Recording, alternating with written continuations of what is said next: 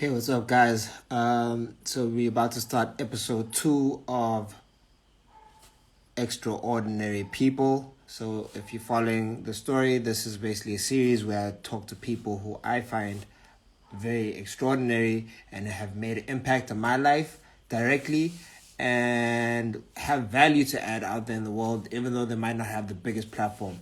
We're talking to Steve Gray. He just joined in and under the makerspace.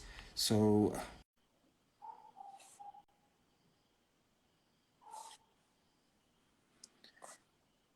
cool, doing the connection thing. Hey, what's up, Steve? Hey, what's going on? How you doing? I'm good, bro. I'm well.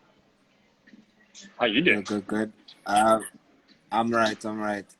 I don't know if it's a connection thing on my side or your side. There's a slight delay, but Let me hopefully it tr doesn't affect the whole chat. let me try. I'll try switch to mobile if it helps. Are you coming through clear on my side? Okay, then perfect. Let's carry on. Sweet Steve, appreciate your time. So this series, I don't know if you've been following it. I just chat and have a talk with people who I feel are inspiring, and people out there might not know because you're not the conventional famous or the conventional celebrity that people would follow on social media. And I feel Sure. like you have a voice that needs to be heard. So today's topic is pretty much sustainability, and I think I want to touch on sustainability because that's something that I feel like you've taught me a lot about. And we can also let the conversation go in whatever direction you feel it should. Where I'll start is, can you just introduce yourself and what do you do? Sweet, man. My name is Steve.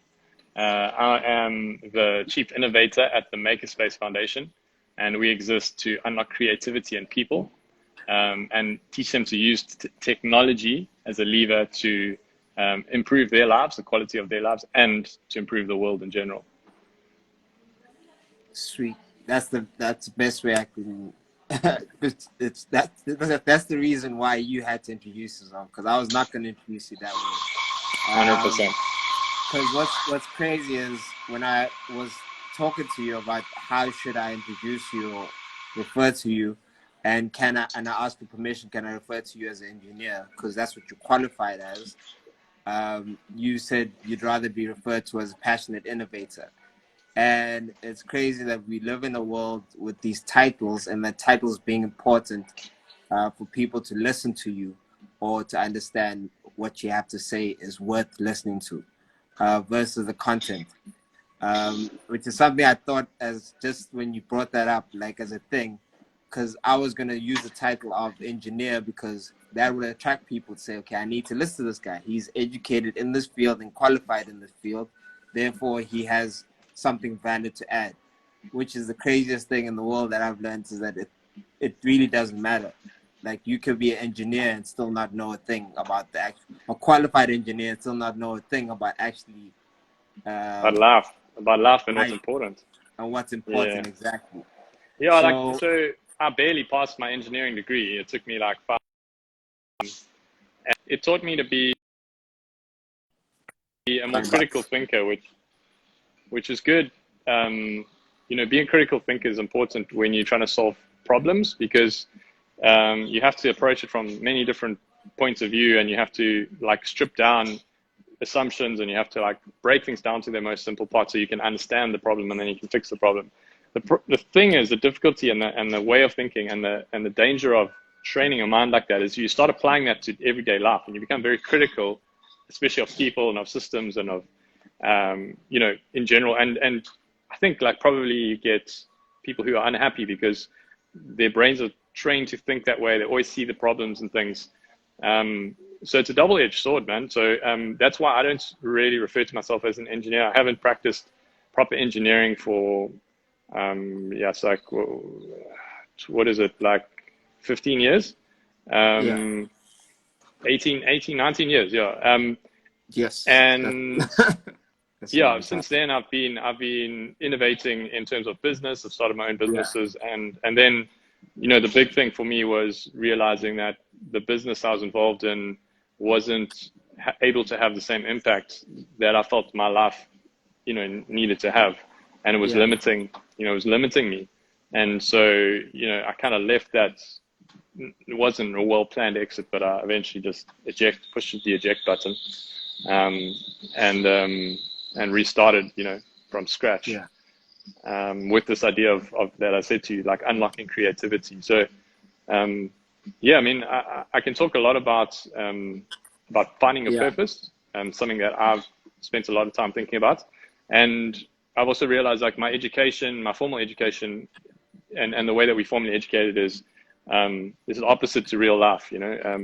It's sort of this permission culture where you get Yeah. selected based on your results, or there's a format. Everyone has to queue up in a straight line, and you go from tallest to shortest, and Yeah. you get all get asked the same question, and the one who answers the most questions right gets the prize.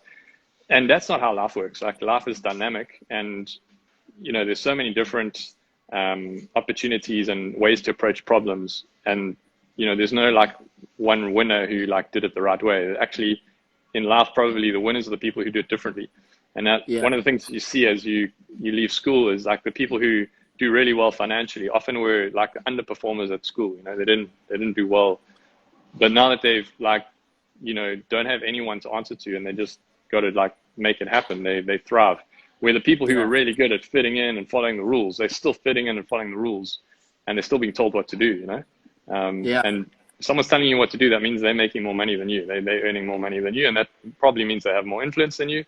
And so it goes. It's definitely not about money, but Yeah. um, it's about like having your own destiny and like deciding.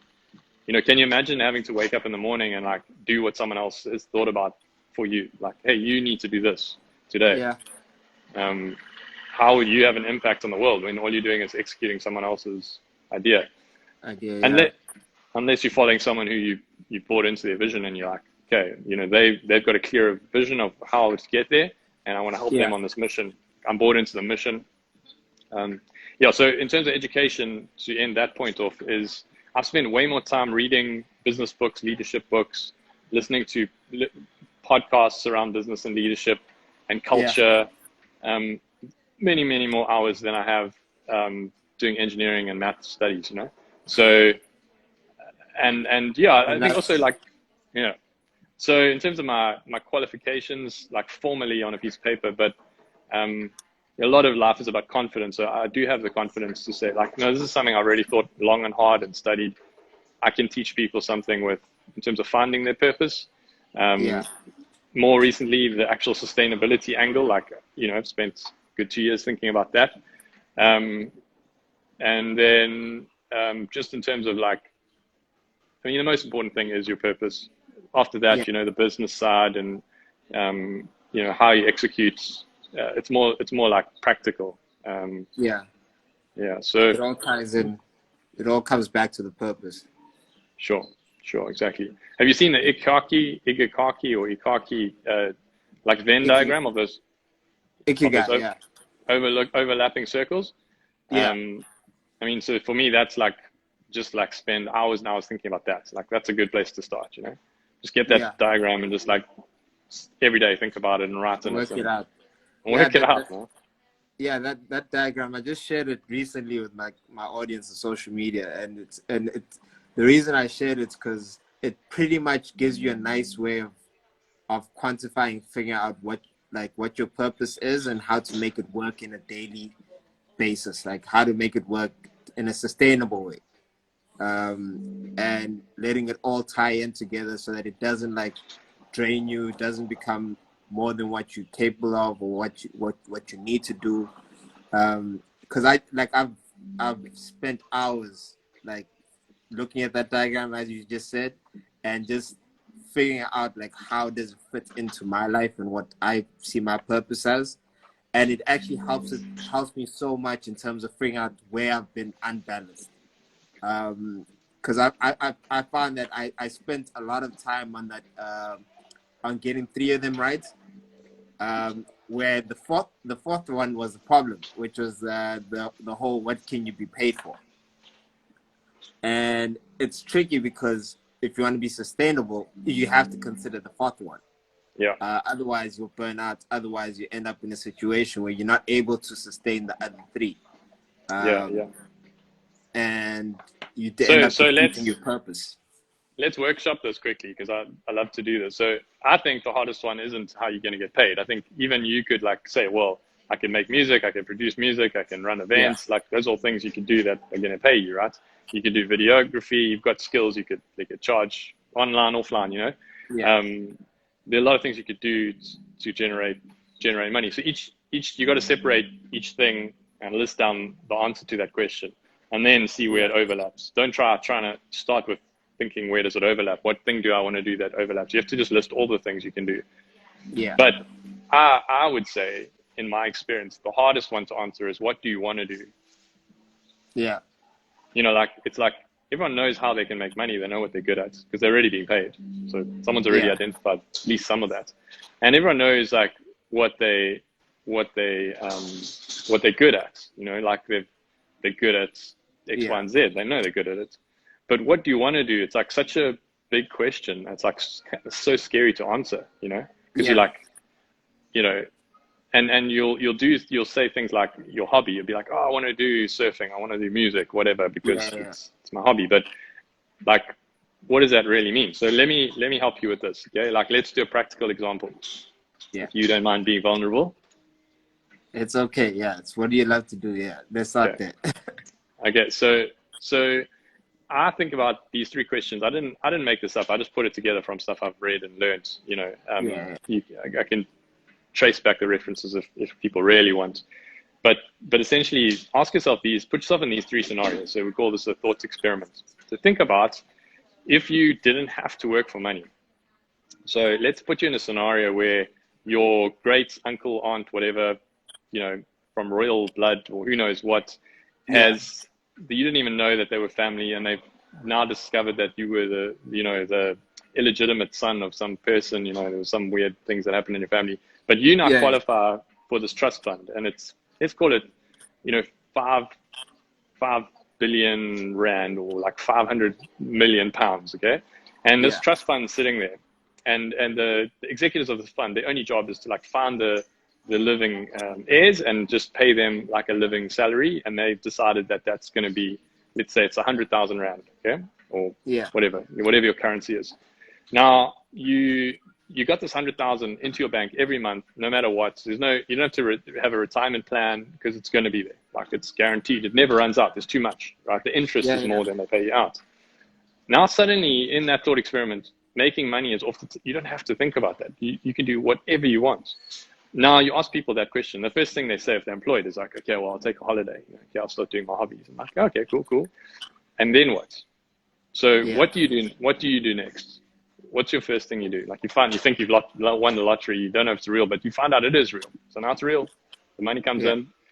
Now what do you do next? What's the next thing you do? Well, for me, it's easy because you actually did this with me a long time ago, and it's part of the reason why I'm like living the way I'm living.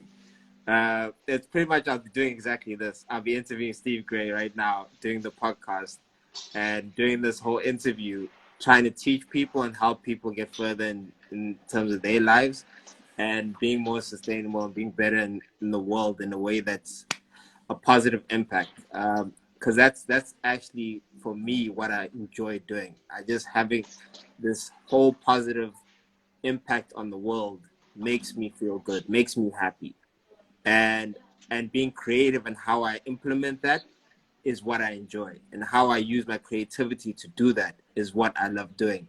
And that's why I say for me it was like the number one thing was what do I love to do. The first question that you answered was easy for me because I had time to come to this point. Yeah, uh, yeah, and a lot of people, I understand, definitely it's not easy for them to come up to that point, and it wasn't easy for me at some point yeah, to get you.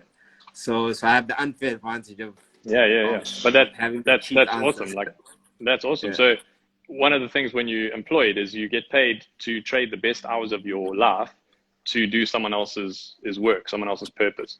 And you spend more time planning and executing and figuring out those day-to-day problems, putting out those fires than you do on your own life, which is way more important, your own destiny. And so the privilege of like not being employed is that you can actually think about yourself and what you want to do. So, it's really tough for people that like they realize they're not fulfilled. They like got this job, they wake up every morning early, they get to work, and the first thing they got to think about is like work, and they got to do their work, and then they come home and they're shattered. They don't have time to like dream and think about their dreams and their ambitions and what they're good at. It's tough. But you got to prioritize yourself and like look at your employment contract. Like, what does it actually say? What is the deal? It's like 40 hours. Like, so why are you giving 57 hours? Like, don't buy into that like lie that's you've got to. Yeah, bro, it's just a lie. But anyway, I'm getting distracted here. So that first thing was, okay, so what do you want? What would you do if you had all the money? Then the second question is, okay, now roll back the clock. Now you don't have any money, you're back to square one. But now the Bill Gates Foundation phones you and they say, okay, look, we actually, we're like the Illuminati. We know everything. We've been reading your emails. We track your social media. We track your phone calls. Like, it's an open secret. So anyway, but we're actually not bad people. What we do is we get all that information and then we select the most qualified people to be able to run and manage one of our funds. And it's $1 billion a year you've got to spend in this fund. So here's the fund, $1 billion, here's a bank account number, you spend it on whatever you want, but you've got to choose one purpose. Like, you've got to choose one cause. So you can't be shotgunning around between saving the whales one day, the next day it's seaspiracy, the next day it's whatever, plastic pollution, the next day it's like women and children empowerment, gender-based violence, the next day it's whatever. You got to choose one. So now you're like, whoa, okay, flip, but there's so many problems. Like, how can I just choose one? You got to choose the most critical one, the one that's most dear to you, most like close to your heart. And you and I both thought about these questions, and like for me at the Makerspace, it's about empowering people. Like, it's about empowering people specifically with technology, because I see technology as like a lever. You can do 10 times more with technology. So we need these levers, we need these advantages, because life's so flipping hard in Africa, and like we're on such a back foot. Like, let's just try to find as many levers as we can. So like, I would say, okay, cool, Bill Gates, I'm going to spend your money in making makerspaces, creating these STEM labs, teaching people, how to leverage technology and their ideas, put them together, make businesses and be sustainable. So you like think about that answer to that question. You go, okay, well, if I had to spend this billion, like, can you imagine that job? Like, imagine trying to spend $1 billion. Like, divide that, but say 250 working days. So that's 5 million rand a day, $5 million a day. You got to spend $5 million, bro. Like, that's 75,000 rand, 75 million rand today, and then tomorrow you go spend it again. So you find Steve. You're like, Steve, best day ever, bro. Give me your bank accounts. How big can you go, bro? Let's build 10 makerspaces. Here's a check. 10 makerspaces, 2 mil each, 20 bar. There you go, done. And then what? Who do you phone next? But it's got to be the same cause. Can't phone like then Seaspiracy guys and go, hey, we want to save the whales now. Choose one. So where would you put your resources? I'll put my resources in the creative sector, because that's where I'm most passionate, and that's where I've had most impact in terms of my personal journey. And I know that the ripple effect of the creative sector and how it affects society as a whole, because as much as people don't take music serious in terms of influence, but music influences people's lives a lot more than people think, and influences people's opinion more than the news does. It's the world we live in, that the creative sector has a lot of impact more than they actually know, which is why influencers are the biggest thing now. Every company has budget allocated to influencers now. And these people who are on their social media creating TikTok videos or whatever, but it's like, it's being used in a way that is just to obviously earn money and just get things like increase sales and all that stuff. What I mean? Like, we just want to, it's a corporate look at it. So I would Yeah. definitely invest in saying, okay, I would spend all that money on getting those creatives to do the same thing that they do for companies, but to do it strictly for like making the world better. Yeah. That's where I Yeah. put my money. I'll be like, create your TikTok videos, but maybe add a little Send a something positive about, message. country composting today, or do a video about the makerspace. Like do a creative video. Like go there and do something about them, and that's where the money will go. And that's where I would spend that money. That would be Mm. the way I would see that. Cool. So then the third one is now you're all back to square one again, and then your doctor phones you and he says, "Hey, listen, Arnold, sorry, bad news. Like your test came back. You actually got this terminal disease. You're going to die in 24 months. Like you got 2 years left to live. Like there's good news and bad news. The bad news is you're going to die in 2 years. The good news is you're not going to feel any bad effects until like the last month. So for the next 23 months, you'll be fine. The last month will be terrible, but like Yeah. is what it is.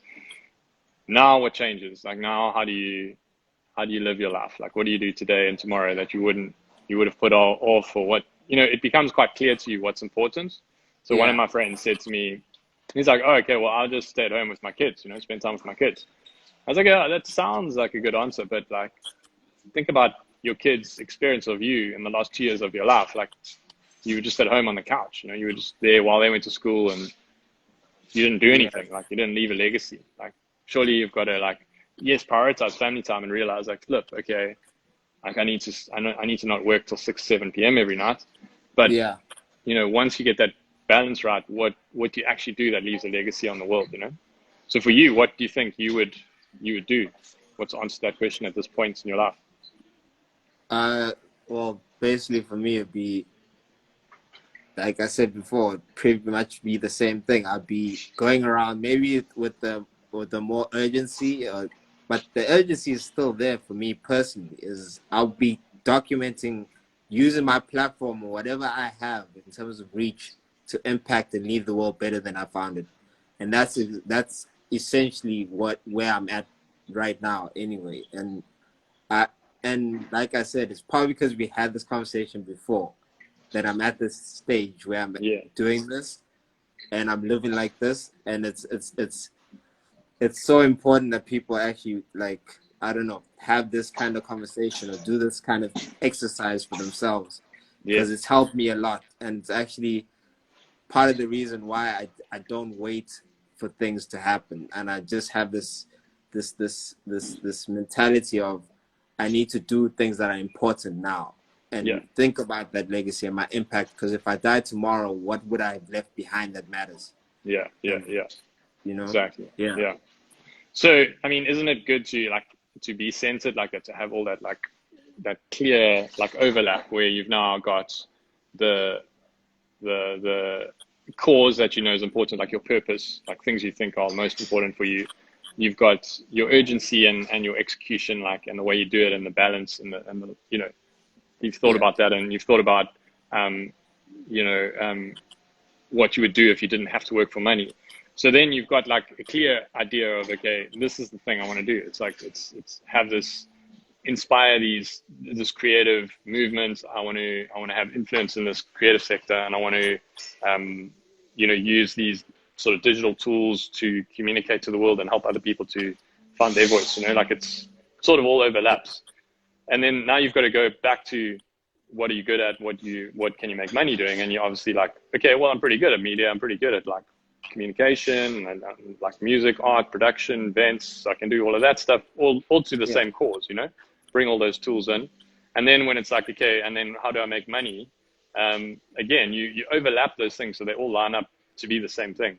And then Yeah. like every day is just simple. You're like, okay, I'm just like it all lines up. Like every step you Yeah. take forward is a step in the right direction. You're not going like one day you're doing a brand activation for someone to sell razor blades, and the next day you're doing like a travel documentary, and then the Yeah. third day you're fixing someone's like musical instrument, because you're like no, like it's all censored. Like every step forward is helping me in that Yeah. direction. and then you start to get that momentum. And so that's kind of what happened with us. It takes a long time. For me, 8 years now, and the first 2 or 3 years, you know, was like, it was just some little green shoots, but there wasn't any like massive impact. And then, so, you know, like the story of macadamia nuts is, macadamia nuts are really lucrative farming business. Like if you've got a macadamia nut farm, it's like you make big bucks. But the trick is it takes 7 years to get your first yield, you know? So you got to like be 7 years ahead, plant those trees and then wait, you know, and invest and manage them and incur all that cost until they're ready to produce. Once you've got a farm full of macadamia nut trees, you can sell that thing for millions, or you can just live off that revenue. But when you got a piece of land with little shoots or nothing in it, you got nothing. So I realized like not everything happens like straight away, you know? So the investments we made in people like 7 years ago, we're starting to see some of those fruits. Like some of those people have now grown into trees and they're starting to produce fruit. So one of our guys, Gulile, he makes leather wallets, and you know, we're quite open, like, because it's reality. So we want to know like how people are doing. So like, hey, how's it going? Like, are you making any money? Are you paying the bills? In the beginning, it was like, I'm making a few thousand here, a few thousand there. And like he told me in November, he's like, no, you made 50K this month. Whoa, man, that's fantastic. And that's making leather wallets, like using our laser machine and the skills we taught him. But he's taken it to, he's made more leather wallets than we'll ever make. So he's become an expert. But you know, that fruit like takes a long time to grow into fruit. And so now he started employing some of the interns that we had last year. Like he actually hired them to work for him. And it's like, okay, that's amazing. This is the impact, you know? And so you also got to have that patience and then that belief, like what you're doing actually has that impact. Like you even said, like, you know, having those creatives kind of start doing that work. It's an investment, but you don't actually know like how much of an impact is it having, you know? If someone's giving this positive message, you know, is it like something that's going to like, well, tomorrow everyone's going to wake up like a better person? Or is it like this sort of tweak of culture that takes, you know, many people in a long time? And it's just a case of like, hey man, I just got to like be part of that solution. Like, even if it takes my whole life, it's my purpose. I've got to do it, you know? No, definitely. Like that what you're saying makes so much sense. And it's crazy that you use the macadamian nut farm the example, because I'm actually like currently like looking at joining a co-op farm and actually like getting into the whole macadamia nut. There we go, bro. It's a good business. It's good to do it, man. Your 7 year future self will thank you. Yeah, like that's crazy, because like this how I also feel like God sometimes talks. Like he talks in like in answers like conversations, because I'm really not sure, 100% sure, or was 100% sure about that. And it's like now that it's coming up in conversation is like more of a nudge, and it's like, okay, cool, there's something there. But it's just touching on what you're talking about, and the whole thing of the 7 year and waiting, and like fruits not necessarily coming straight away. When I said that the fourth thing in the Ikigai diagram, I was failing at is what can you be paid for, is in the sense that I was not looking at it in the sense of the long-term investment when I think about it, because when I think about it, I've set up a lot of things, I've planted a lot of seeds that do take care of that. Or what can you be paid for? It's just a matter of them, obviously, me watering them every day, me allowing them the time to grow, and then if they do at some point come to fruition in the way that I could see that they do, it will happen, and it should just naturally happen. And it ties in with there's a podcast I was listening to recently that was talking about humans need to start seeing themselves as organic, as trees, like as actual trees, because we have this mentality of we treat ourselves like machines. And with machines, it's you gotta produce now. Like you have this amount of time, and you need to produce this result in this amount of time, and that's how we allocate your performance. And we know that you're doing well. Otherwise, the machine is not working, and you need to like get rid of it and start a new machine.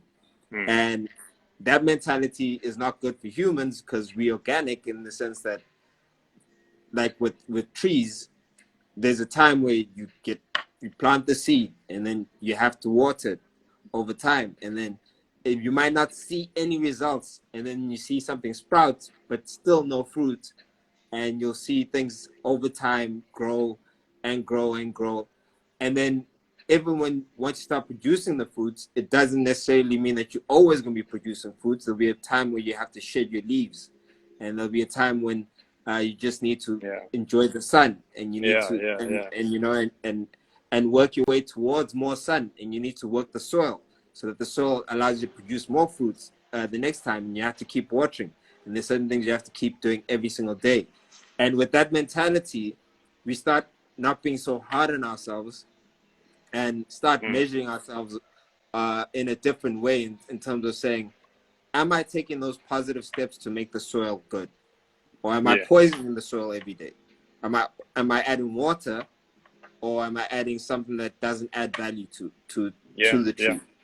And as much as I don't see the fruits right now, I need to be aware that I need to do that positive and that good thing every day to get the fruits at a later stage that are worthwhile. And then we can judge and say, by the fruits, was our labor worth it? Or was it something that was a good investment? And luckily for us in this day and age, we have technology, and we have understanding, and we have podcasts, and we have books, and we have so much knowledge available to us that we can understand certain things that are good in terms of, if this is what you're watering yourself with every day, there will be a result like this in the future. But don't be mad if you don't get the results straight away. But start this process. Exactly, man. Wake up every day, exercise, drink water, watch the food that you eat. You know, like certain good habits will produce a good result.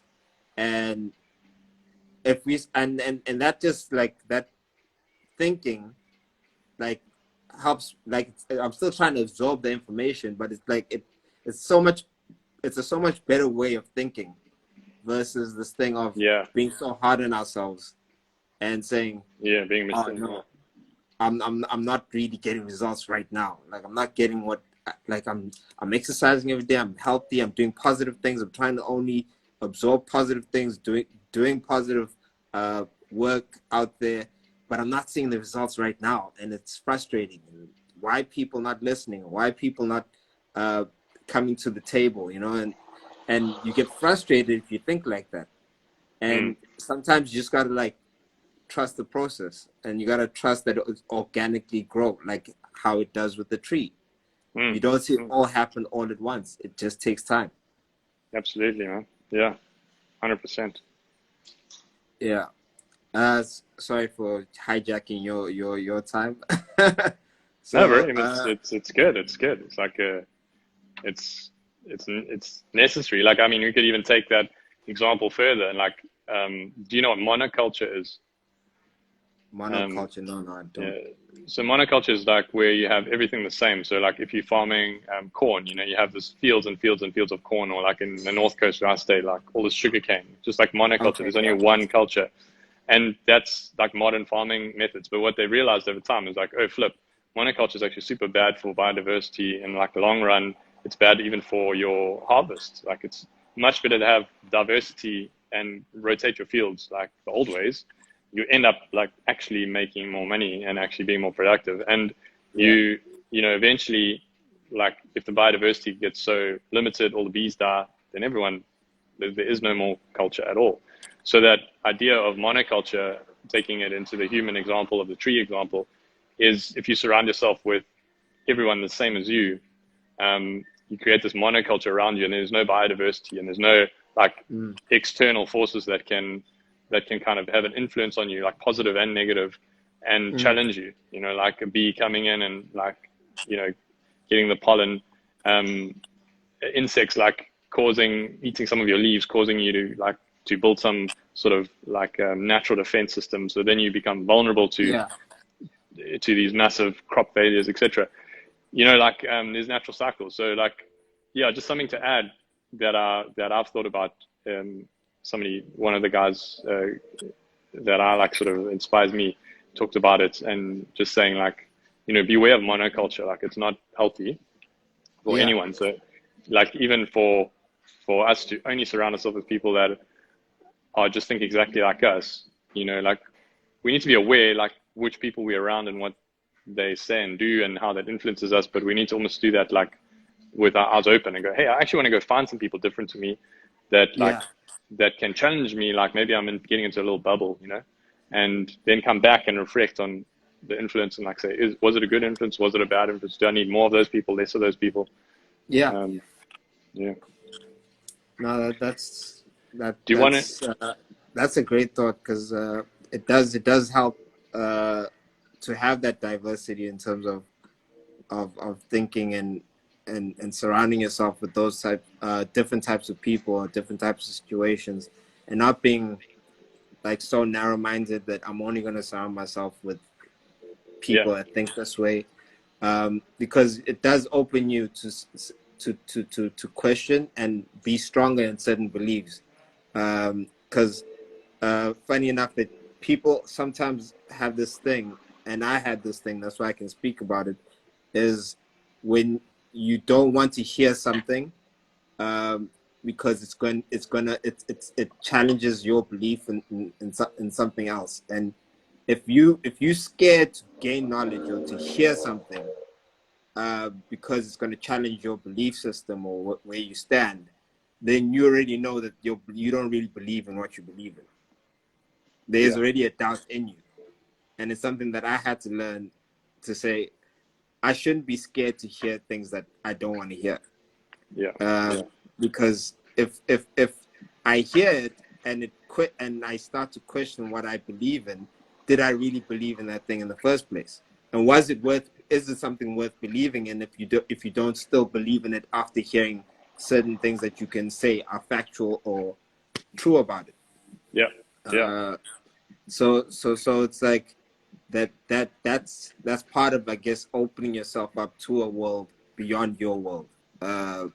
Is to Yeah. be able to take that information and then start working with it.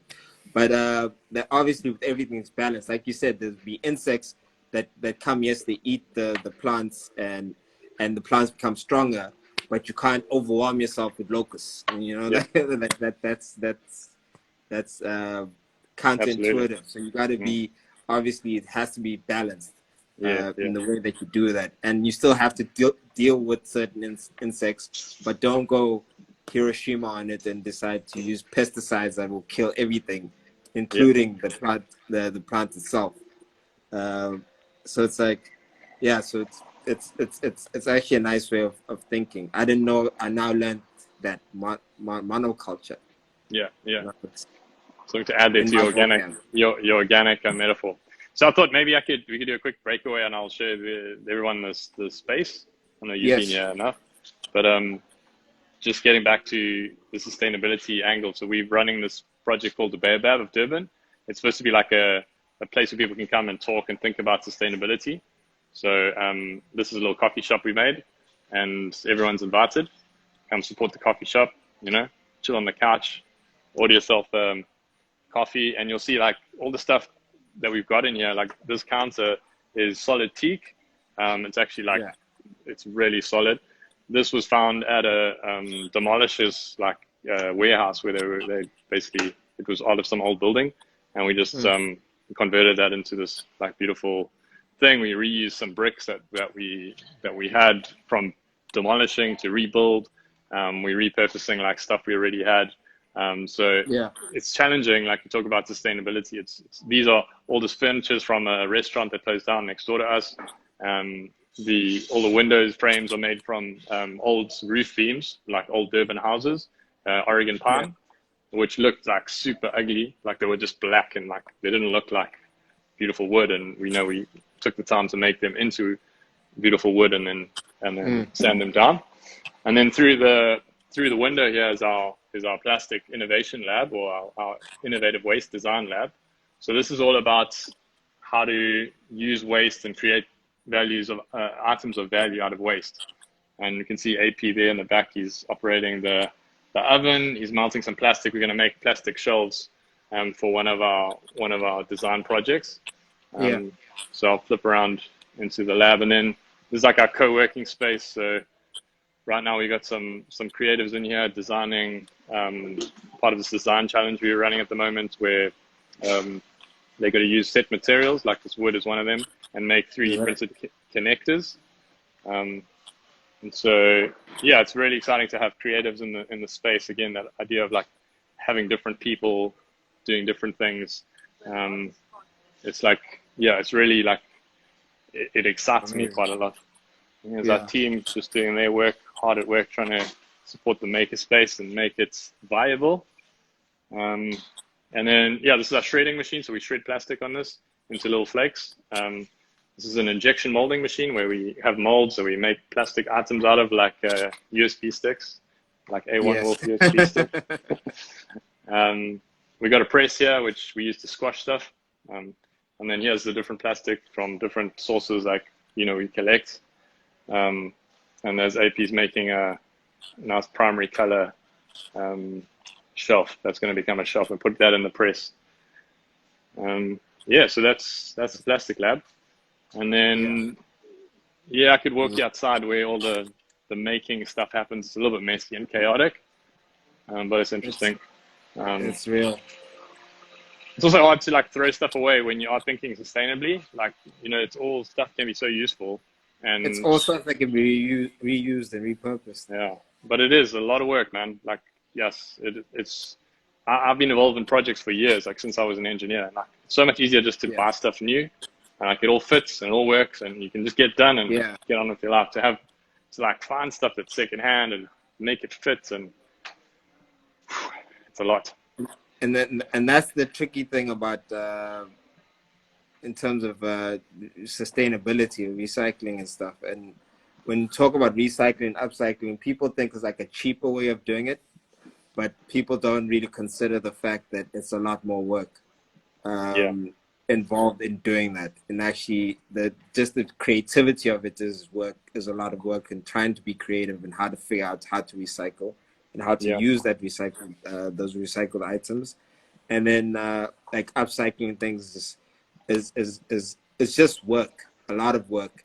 And like you said, it's cheaper to just create new, and that's why a lot of companies don't bother with recycling, and they just pretty much just create more. So when you talk about sustainability, this is the one thing I learned from you, is that it's really boils down to reducing our consumption and our need for certain things and our want for certain things. And it's like, not that I say that we can't create a political will to force companies to recycle and to be, obviously, take that extra effort and make that extra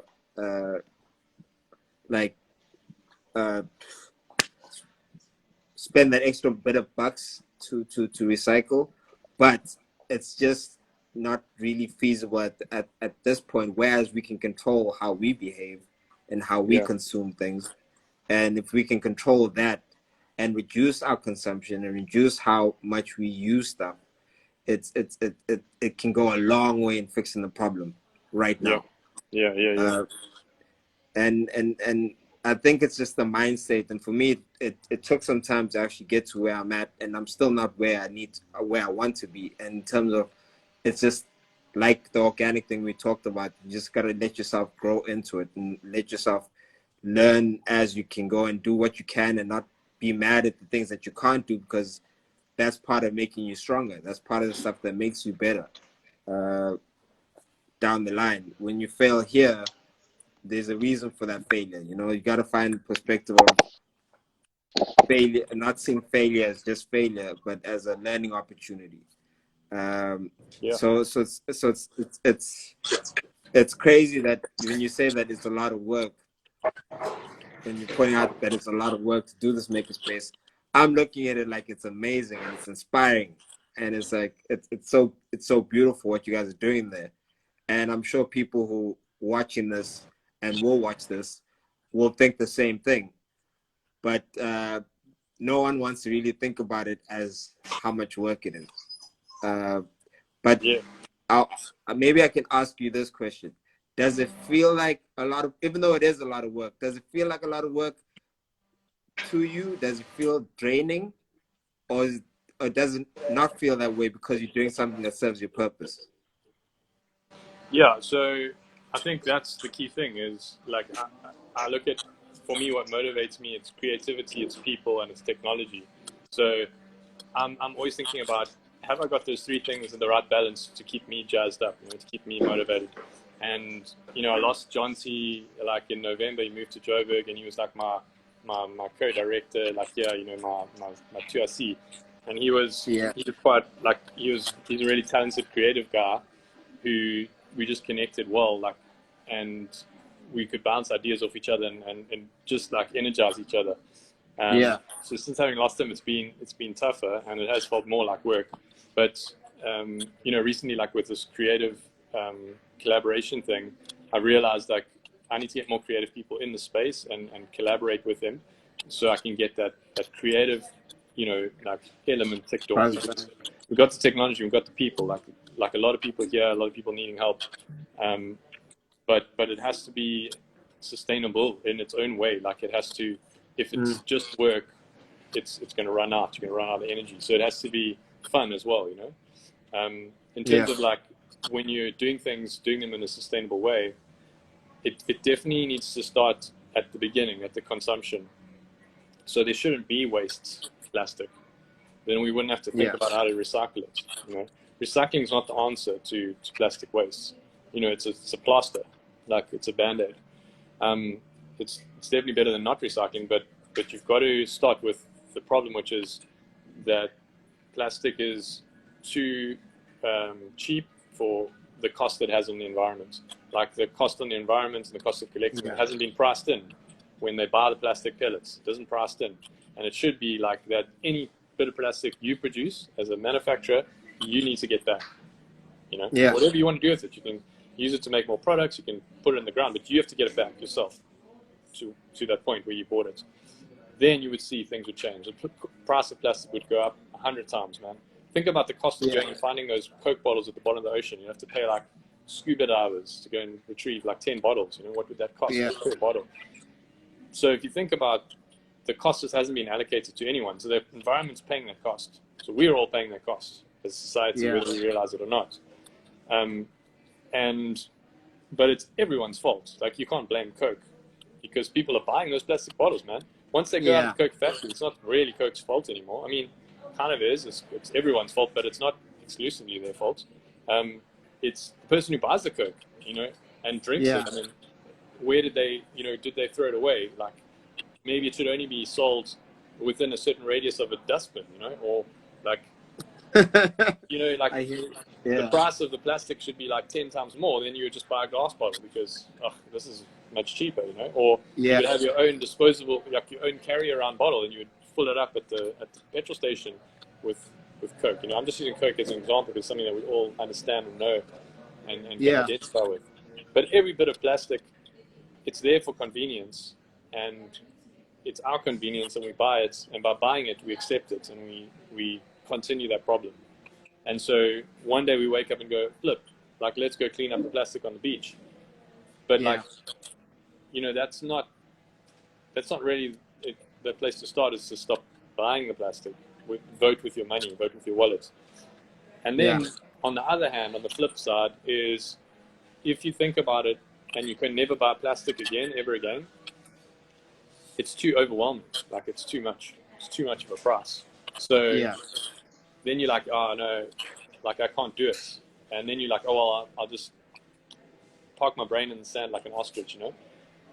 I think we've got to like inspire each other to do better. Like we can't say like, you have to be perfect, or you know, like you can never buy Coke again. It's like, hey man, can you just be a bit better today than you were yesterday? Like, can we just, you know, personally like improve our consumption patterns? Like, and then as influencers, like, can we change the narrative around what is cool?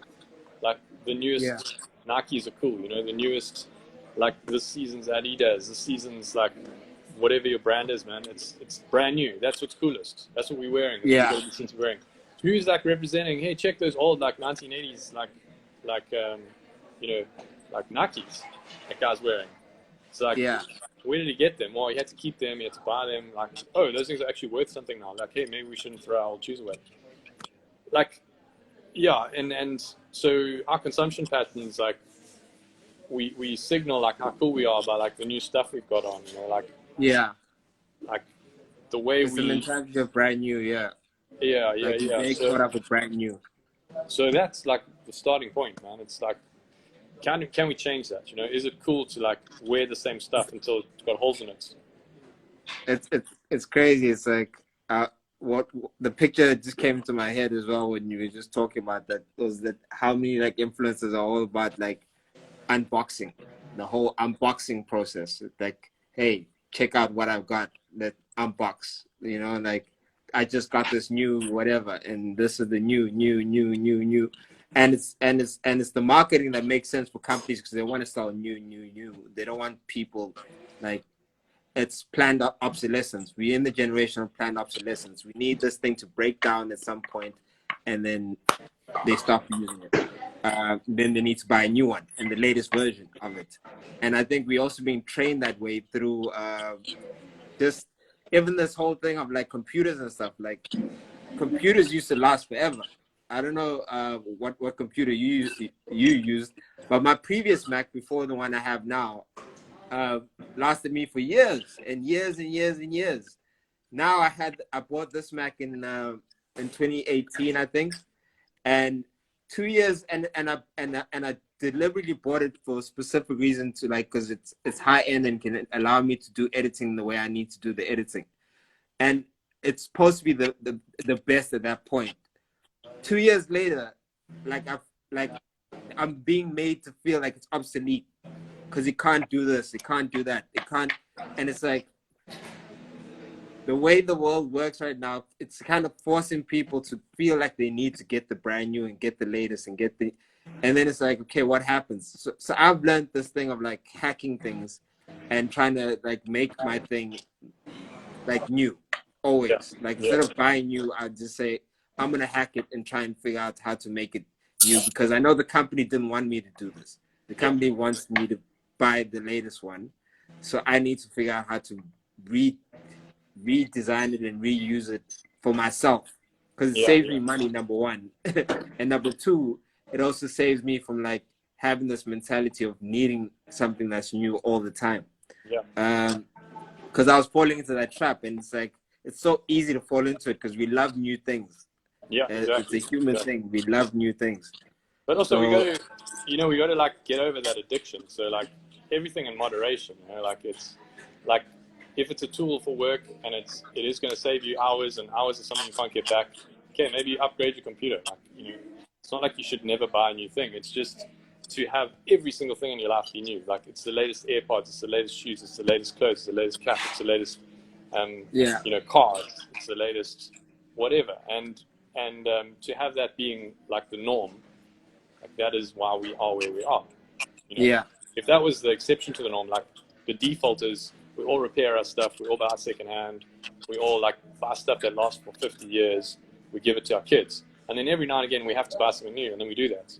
But that's not the norm, you know. That's like, um, you know, like we can talk about whose fault that is, but does that even matter? Like we are at that point, so we need to change it.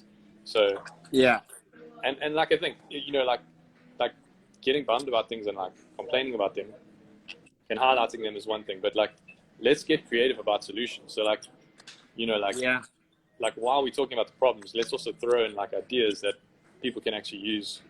You know, like what sort of things are worth buying new, and I would say like things that are produced like locally by artisans, by people who are doing it like in a way that's um, like just by its nature is good and wholesome. You know, like not like imported, mass produced, made manufactured by people who don't care about their yeah, jobs.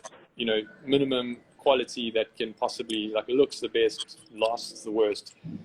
So, you know, if you need to fulfill that like desire to have something new, go and buy something like from Aribo, like from, you know, like the guys are making bags, new bags out of old stuff, and it's very yeah. trendy and cool, and like, you know, don't like And steal and stuff. it looks really good. yeah, don't see it as like, oh, substandard, like, oh, like it's better than what you can buy in the shops and what's made in a factory, because it's made by real people with real passion. Every single stitch is like a thought about it. If you're buying something that's you don't really need, think about like, do I really need this thing? Like, is this thing going to really make me happy? Is it going to improve my life? Very useful thing I heard was that buying stuff doesn't make you happy. New stuff doesn't make you happy. You get an initial high and then you get like buyer's remorse. What gives you more satisfaction is fixing things that frustrate you in your life, like problems, like spending money on fixing like your like squeaky hinge, or your broken gate motor, or your broken bulb in your light bulb, or like fixing things that are like a daily frustration to you, like spending a few $100 to fix a pothole in your road. Those things give you like an ongoing satisfaction that and they've measured this, that far exceeds like the satisfaction you get from buying like a new pair of shoes or a new whatever. And so, if you understand the way human psychology works, like you could actually go out and look for areas to spend money that are like going to give you ongoing satisfaction. Like, awesome! Like I repaired that. Like, have you ever taken anything to the tailors and getting them to fit it to you? And you're like, that's kiff. Every time you put that garment on, like go buy an old garment from like a secondhand charity store for like $20 a blazer, and then take it to a tailor. Like he'll charge you $200-300 to fit it to your body, and be better than anything you can buy in a shop. And now you and it fits you. You look better in it. Then like make that thing yours. Like that's a rad thing to do. Like rather than oh, let's go to the mall, like drop a couple grand on like some brand that's actually that just it's milking its brand. And I think where we can close it off, because I think I don't want Instagram to kick us off, because I'm gonna save this for IGTV and and put this also on YouTube as well. So just to close it off, really appreciate the time that you gave us. I definitely want to do another one with you in the future, and yeah, we'll have this chat again. Thanks again to everybody in the comments. Sorry, we're not going to be able to get through the comments today, but yeah, really appreciate Steve. Always amazing. Thank you again. Cool, man. We'll see you soon. Sure. Cheers, Arnold. And then sorry.